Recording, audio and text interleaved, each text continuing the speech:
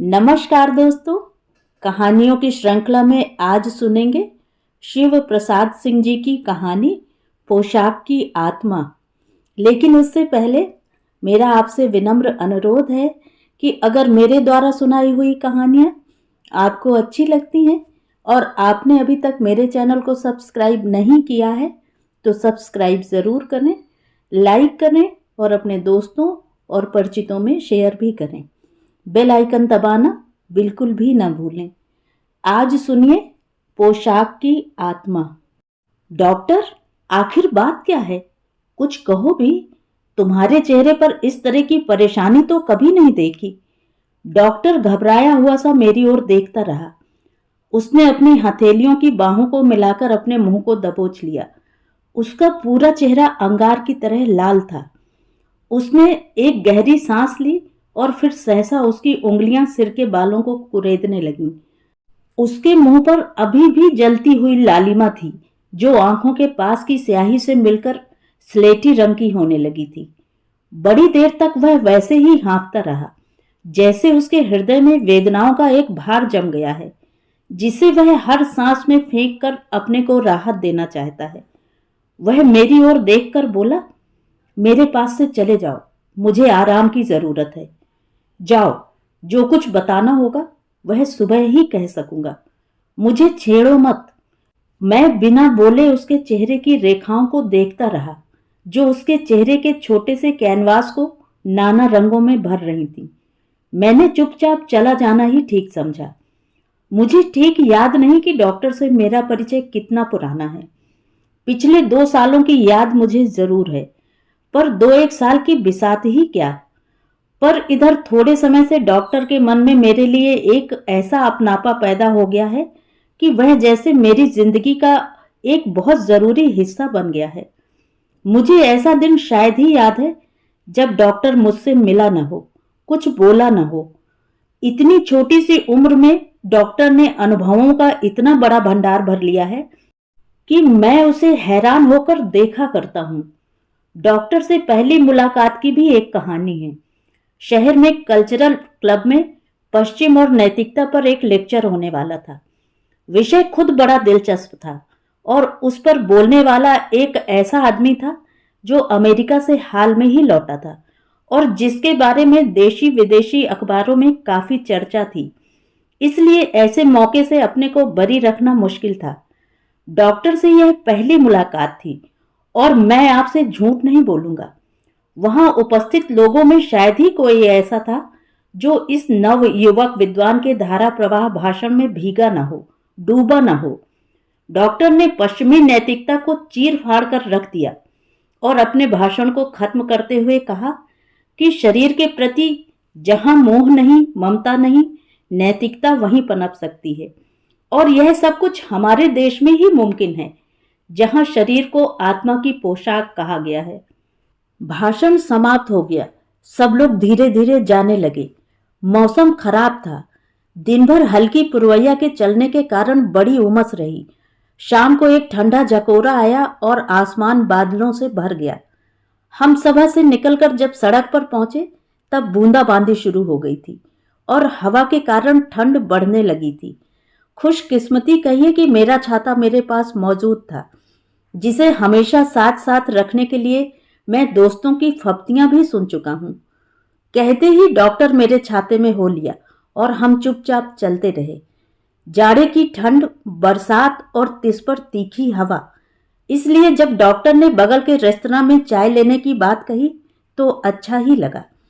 चाय पीते हुए बिना किसी भूमिका के मैंने डॉक्टर से पूछा, क्या आप गीता के उस पुराने सिद्धांत पर इस साइंस के युग में भी विश्वास करते हैं? डॉक्टर हल्का मुस्कुराया और मेरी ओर देखकर बोला, क्यों, इसमें गलती ही क्या है? गलती तो क्या है, पर मुझे लगता है कहने और करने में काफी अंतर है।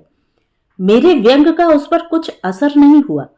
वह कुछ देर तक मेरे चेहरे पर आंखें गड़ाकर देखता रहा, फिर बोला, कहने और करने की एकता को देखने को आंख भी तो चाहिए।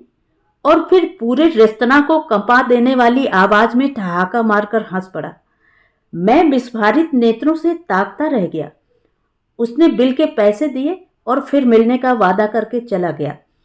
डॉक्टर शहर के निचले हिस्से में घनी आबादी से थोड़ा हटकर स्थित एक मकान में रहता था।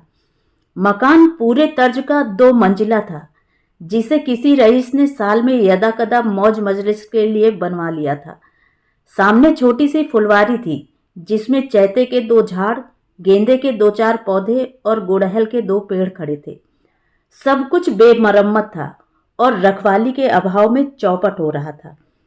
फुलवारी की ओर मुंह किए छड़ों वाली एक खिड़की थी, जिसकी कॉर्निस को बोगनवेलिया की लतरें बुरी तरह जकड़कर झूल रही थीं। इस खिड़की से मकान का निचला कमरा साफ नजर आता है, जिसमें हर शाम डॉक्टर के मित्रों की मजलिस जमती। वाहियात बातों पर सीरियस ढंग से विचार होते और गंभीर बातों को ठहाके मारकर उड़ा दिया जाता। शाम घनी होती, एक एक करके लोग खिसकते जाते और अंत में बच जाते 2, एक मैं और दूसरा डॉक्टर। दीवारों पर शंकर, कांट, हीगेल आदि चिंतकों की तस्वीरें देखती रहती, जिन्हें डॉक्टर ने बड़े करीने से सजा रखा था। इस मौके पर डॉक्टर मुझे देश विदेश के भ्रमण का वृत्तांत सुनाता, विदेशी विद्वानों के किस्से कहता, उनकी अजीबोगरीब आदतों और रुचियों का हाल कहता और उनकी बुद्धिमानी भरी बेवकूफ़ी का जिक्र करता। गरज मैं डॉक्टर से अच्छी तरह प्रभावित होता गया और सच कहिए तो उसकी इस जिंदगी पर मुझे रश्क हो आया। वह जाड़े की एक शाम थी, कोई 5 बजे होंगे। अभी से हल्के कुहासे के लिहाफ में चीजें घिरने लगी थी। मुझे आज डॉक्टर के पास पहुंचने में कुछ देर हो गई थी। अच्छा ही हुआ, क्योंकि मैंने सोचा कि अब तक चांडाल चौकड़ी विदा हो चुकी होगी और डॉक्टर से अकेले में खुलकर बातें हो सकेंगी। मैं डॉक्टर के मकान की खिड़की के पास पहुंचा ही था कि ठिठक कर खड़ा हो गया। सामने के कमरे में डॉक्टर खड़ा था और ठीक उसके पैरों के पास एक लड़की बैठी हुई सिसक रही थी। मैं थोड़ा और झुककर देखने लगा। वह शीला ही थी, मुझे ठीक याद है। डॉक्टर के घर में मैंने उसे कोई 2 महीने पहले देखा था। डॉक्टर ने ही बताया था कि वह उसके एक मित्र की बहन है। उसका भाई नए महाल के किसी अंग्रेजी स्कूल में टीचर है। शीला की बातचीत, रहन सहन में कुछ विचित्र तरह की गरिमा थी, जो किसी का मन खींचने के लिए काफी थी। इसके बाद इस लड़की को मैंने कई बार देखा। वह कई तरह के सवालों पर बड़ी गंभीरता से सोचती, राय देती। वह डॉक्टर से प्रभावित लगती थी और डॉक्टर उसकी योग्यता का कायल था। पहले दिन की मुलाकात से ही वह मुझसे ऐसे मिली कि हर बात में मुझे भाई जी कहने लगी। उसकी एक मुद्रा तो मुझे इतनी अच्छी लगती कि मैं देखता ही रह जाता। डॉक्टर के तर्कों से परेशान होकर वह मेरी ओर हाथ जोड़कर कहती, भाई जी, क्या आपकी भी यही राय है? मैं उसके सवाल पर कम ध्यान देता था। उसके शब्दों से ज्यादा साफ उसके जुड़े हुए हाथों के नाखून थे, जो नेल पॉलिश से रंगे होते थे और गुलाब की पंखुड़ियों की तरह स्वच्छ मालूम होते थे। मैं इन नाखूनों की पवित्रता देखकर पशोपेश में पड़ जाता और लाचार कहना पड़ता, हाँ जी, तुम जो कहती हो वही ठीक है। शीला को इस अवस्था में देखकर मैं चकित ही नहीं हुआ, बल्कि घबरा सा गया। तुम मुझे नाहक परेशान करती हो, डॉक्टर कह रहा था। जो हो नहीं सकता उसके लिए जिद क्यों? लेकिन डॉक्टर, मेरे बारे में भी तो सोचो। शीला ने मुंह ऊपर उठाया। उसके गाल आंसुओं से तर थे, जिन पर बिजली के प्रकाश से एक चमकती रेखा उभर आई थी। डॉक्टर जोर से हंसा। सोच लिया है मैंने, यह असंभव है। मैं नहीं जानती थी कि तुम इतने मक्कार हो। उसकी हिचकी टूट रही थी। तो तुम समझती थी कि मैं तुमसे प्रेम करता हूं, इसलिए शादी कर लूंगा। वाह, इतनी सस्ती होती है यह शादी। शीला फूटकर रो पड़ी और उसने डॉक्टर के पैर पकड़ लिए। मैं हतप्रत सा देखने लगा। मेरी बुद्धि कुंठित सी हो गई। सोचने लगा कि बात क्या है।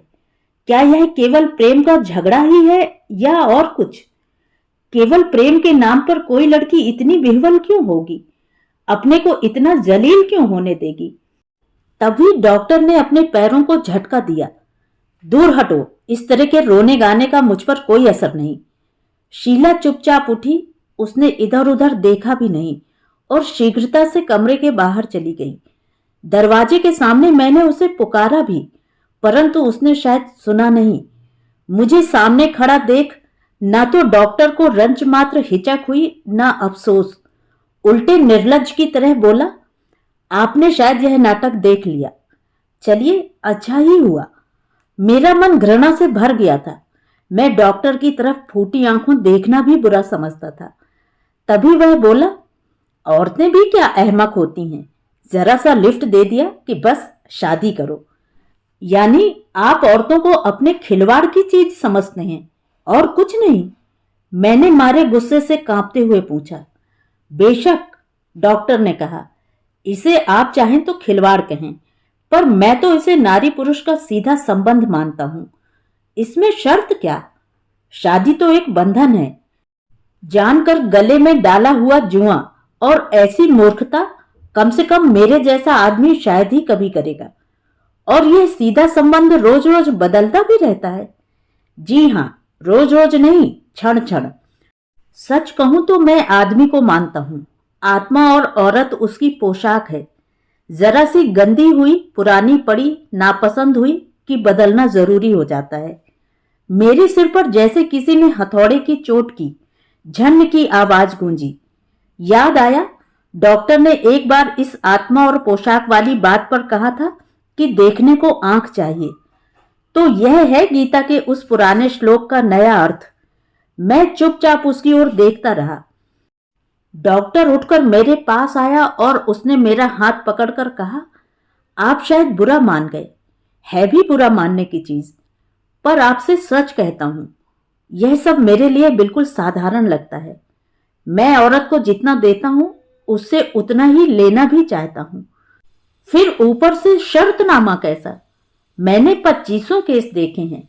ऐसी लड़कियां भी मिलती हैं जो थोड़ा दिखावा करती हैं, रोती गाती हैं, शादी के लिए जिद करती हैं, परंतु बहुतेरी ऐसी हैं जो इसी में खुश हैं। हाँ, उनको जरूरत रुपयों की पड़ सकती है, शादी की नहीं। वह यह कहता ही गया। भला आप सोचिए, कितनी वाहियात है यह शादी की बात। मेरी आंखों के सामने तभी शीला की तस्वीर घूम गई। लगा जैसे अपने लाल रंगे हुए नाखूनों वाले हाथों को जोड़कर वह पूछ रही है, क्यों भाई जी, क्या आपकी भी ऐसी ही राय है? मेरा मन जैसे तिलमिला कर रह गया। मैंने पूछा, क्यों डॉक्टर, क्या इस तरह के रोने धोने का तुम्हारे ऊपर कभी कोई असर नहीं हुआ? मैं ठीक नहीं कह सकता कि ऐसा असर कभी हुआ, परंतु एक घटना ऐसी अवश्य याद है जिसने कुछ क्षणों के लिए मुझे विक्षिप्त कर दिया था। वह भी लगता है शायद मोह के कारण ही, क्योंकि किसी भी शर्त पर मुझे उस बंधन का टूटना पसंद न था। कुछ एक क्षणों के लिए मैं विचलित तो अवश्य हुआ, परंतु सब कुछ मिलाकर उसे असर नहीं ही कहना चाहिए। कौन सी घटना? मैंने पूछा। देवी घाट के चर्च को तो आपने देखा ही है, डॉक्टर कहने लगा। अमेरिका जाने के पहले मैं अक्सर वहां जाया करता था। वहां एक बुढ़ा पादरी था, फादर फ्रांसिस। वह मुझे लड़के से भी ज्यादा मानता जानता था, और सच पूछिए तो उसी की मदद से मैं अमेरिका जा सका। मैं प्रति रविवार को बिना नागा प्रार्थना में शामिल होता था। वहीं मेरी जान पहचान हुई उस लड़की से। वह पतली दुबली एंग्लो इंडियन लड़की थी, सुनहरे बालों वाली। नाम था जेनी। वह मुझे फादर फ्रांसिस से बात करते देखती तो पास आकर खड़ी हो जाती और बड़े इत्मीनान से कुशल समाचार पूछती। फ्रांसिस उससे मेरी तारीफ करता तो वह धीरे से बुदबुदाती, कुमारी मरियम तुम्हें तंदुरुस्ती दें। एक दिन वह प्रार्थना में थोड़ी देरी से आई और देखने में बड़ी उदास थी। मैंने पूछा तो बोली, सिस्टर बहुत बीमार है। मैं साथ साथ उसके घर गया, उसकी बीमार बहन की हालत देखी और कुछ दवा दारू का इंतजाम भी कर दिया। वह अच्छी हो गई। तब से मैं उनके घर का एक सदस्य बन गया। वह प्रायः मुझे अपने घर चलने को कहती। न जाने पर बहन बुरा मानेगी की धमकी देती, और प्रार्थना खत्म होने पर मेरे साथ चर्च के पिछवाड़े के बगीचे में बैठकर यूकेलिप्टस की पत्तियां सूंघती रहती और चांद उगने पर 2-1 अंग्रेजी कविताओं की पंक्तियां गुनगुनाती और पूछती, क्यों डॉक्टर, तुम्हें डांस आता है? मैं चुप रह जाता तो मेरे हाथ को पकड़कर कहती, क्यों डॉक्टर, तुम्हें चांद अच्छा लगता है? मैं उसके भोले मुंह को देखता ही रह जाता। उसकी गोल ठुड्डी को उठाकर कहता, मुझे तो जेनी चांद से अच्छा तुम्हारा मुंह ही लगता है। वह खिलखिलाकर हंस पड़ती और कहती, यू नॉटी बॉय। मैं उसकी मासूमियत से बुरी तरह खींचता गया। उसकी बहन एक दूसरी तरह की लड़की थी। वह दुनिया को समझती थी। ठोकर खाए हुए आदमी की तरह आंख खोलकर चलना उसे पसंद था। वह हमारे इतने मेलजोल को पसंद नहीं करती थी, पर लाचारी थी, क्योंकि गाहे बगाहे उसे मेरी मदद की जरूरत थी। पर जैसा मैंने कहा, औरतें प्रायः अहमक होती हैं। एक दिन जेनी मेरे पास आई, रोज की तरह ही खुश थी। वह बालों को सफेद रिबन से बांधकर पीठ पर लटकाए हुए थी और बड़ी भली लग रही थी। डॉक्टर, उसने हंसते हुए कहा, इस तरह कब तक चलेगा? किस तरह? सिस्टर कहती हैं कि तुम मुझसे शादी कर लो। शादी? मैं ठहाका मारकर हंस पड़ा। तुम ईसाई, मैं हिंदू, भला शादी कैसे हो सकती है? यह तो तुम पहले भी जानते थे, उसने जरा तेज होकर कहा। उसका चेहरा गुस्से में भी बड़ा अच्छा लगता था। मैं उसे देखकर मुस्कुरा पड़ा। तुम मजाक कर रहे थे ना? वह खिलखिलाकर हंस पड़ी। You naughty boy. मैंने सिस्टर से कहा कि डॉक्टर औरों जैसा नहीं है, वह बहुत भला आदमी है, पर सिस्टर ने एक न मानी। इसी से मुझे कहना पड़ा। उसके चेहरे पर अपनत्व की रोशनी थी। पर मैं तो मजाक नहीं करता हूं जेनी, मैंने अनासक्त भाव से कहा।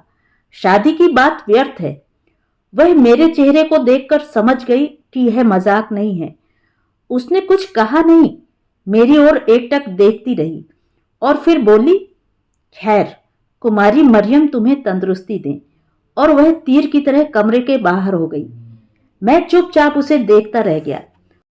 और जो डॉक्टर इस तरह अपनी क्रूरता का जिक्र कर सकता है, जिसके लिए दुनिया में दर्द नाम की कोई वस्तु नहीं, जो संसार को अपने स्वार्थ के नाम पर कुर्बान करने में जरा भी अफसोस नहीं करता, उसके जीवन में ऐसी कौन सी घटना हो गई जिसने उसे इतना मथ दिया है, उसके पूरे अस्तित्व को झकझोर दिया है। मेरी आंखों के सामने डॉक्टर का अंगार की तरह लाल चेहरा नाच उठा, जिसे वह अपनी अंगुलियों से पूरी तरह दबोचे जा रहा था। प्रातःकाल मैं सीधे डॉक्टर के मकान पर पहुंचा। देखा, वह कहीं जाने को तैयार था। मुझे देखते ही बोला, आओ आओ, तुम्हारा ही इंतजार था। मेरे बैठ जाने पर डॉक्टर बोला, तुम कुसुम को तो जानते ही हो। क्यों नहीं, मैंने कहा। कुसुम डॉक्टर की नई चिड़िया का नाम था। वह कल आई थी, डॉक्टर ने कहा। रोने गाने लगी शायद, क्योंकि औरतें प्रायः अहमक ही होती हैं। मैंने व्यंग से डॉक्टर की ओर देखा। हाँ, कुछ रोने रोने को हुई तो जरूर, पर रोई नहीं। मैंने जब शादी से साफ इनकार किया तो बोली, पर डॉक्टर, तुम्हें यह शादी करनी ही होगी। क्यों? क्योंकि इसके अलावा मेरे लिए कोई रास्ता नहीं। ना सही, पर मुझे क्या? क्योंकि तुम्हारी इज्जत धूल में मिल जाएगी। कैसे? उसने बटुए से निकालकर एक फोटो मेरी ओर बढ़ा दिया। मैं तो उसे देखकर धक्क से रह गया। वह हम दोनों का फोटो था। कुसुम मेरे आलिंगन में बंधी थी। तुम्हें शादी करनी ही होगी, क्योंकि वह पहले ही हो चुकी है। वह बोली, वरना मैं इस फोटो के साथ तुम्हारी मक्कारी के सारे कच्चे चिट्ठे खोलने को मजबूर हूं। मैंने फोटो फाड़ दिया। वह खिलखिलाकर हंस पड़ी, बोली, मेरे पास इसका नेगेटिव रखा है। लेकिन क्या तुम ऐसा कर सकोगी? यह तुम्हारी इज्जत का भी तो सवाल है। डॉक्टर, यही औरत की सबसे बड़ी कमजोरी है, जिसका फायदा पुरुष उठाते रहे हैं। गोया औरत की इज्जत पुरुष से ज्यादा महत्व की है। जो लड़की इतनी बेहया हो कि छाती पर पत्थर रखकर इस अवस्था का फोटो खिंचवाए, सो भी दूसरे से नहीं, अपने बाप से, उसके लिए इज्जत का क्या सवाल? तुम्हारी मक्कारी का पर्दाफाश करने में मेरी इज्जत ही गई तो क्या हुआ? आज तक तुम औरत को अपनी आत्मा की पोशाक समझते थे ना? आज पोशाक की आत्मा भी देखो। डॉक्टर के चेहरे पर अब भी भय छाया था। मैंने पूछा, अब क्या करोगे? करूंगा क्या? लाचारी है, शादी करनी ही होगी। तो ये थी कहानी। कहानी आपको कैसी लगी कमेंट करके ज़रूर बताएं।